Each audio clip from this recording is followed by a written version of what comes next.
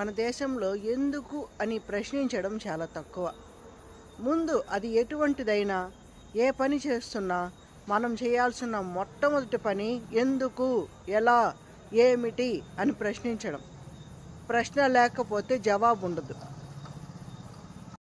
ఎప్పుడైనా ఎటువంటి ఆర్గ్యుమెంట్ అయినా ఇద్దరి మధ్య జరుగుతున్నప్పుడు మనం మొట్టమొదటి చేయాల్సిన పని, ఇలా నీవెందుకు చేస్తున్నావు, నీకేం కావాలి, నీకేం విషయాలు తెలుసు, నాకేం విషయాలు తెలుసు, అంటే మన ఇద్దరి ఆలోచనలు ఒకటా లేదా వేరా అని ప్రశ్నించుకోవడం. ఆర్గ్యుమెంట్స్లో సరైన ఆన్సర్ రావాలంటే ముందు ప్రశ్న అనేది అవసరం. మన భారతదేశంలో క్వశ్చనింగ్ అనేది చాలా తక్కువ.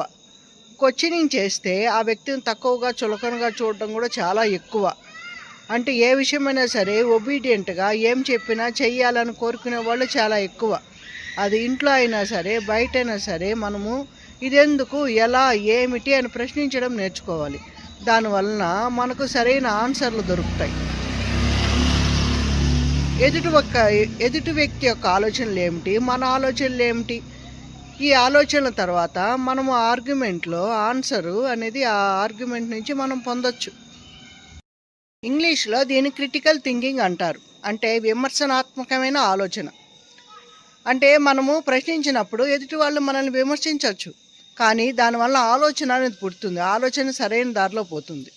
ఆలోచన లేకుండా, ఎదుటివారి ఆలోచనలు తెలుసుకోకుండా, మన ఆలోచనలు వారి ఆలోచనలు తెలుసుకోకుండా మనం ఎటువంటి చివరి ఆన్సర్కి అంటే కంక్లూజన్కి రాకూడదు. ఒక కంక్లూజన్కి రావాలంటే ముందు ఇద్దరి ఆలోచనలు సరైన తీరులో ఉన్నాయో లేదా అని తెలుసుకోవాలి. కానీ ప్రశ్నించిన వెంటనే ఎదుటివారు అంతకుముందు వరకు మనల్ని ప్రోత్సహించిన వారు కూడా మనల్ని కరెక్ట్ చేయాలని చూస్తారు. అది నెగటివ్ ఆలోచన. కానీ సరైన విమర్శ ఎప్పుడు కూడా మంచిదే.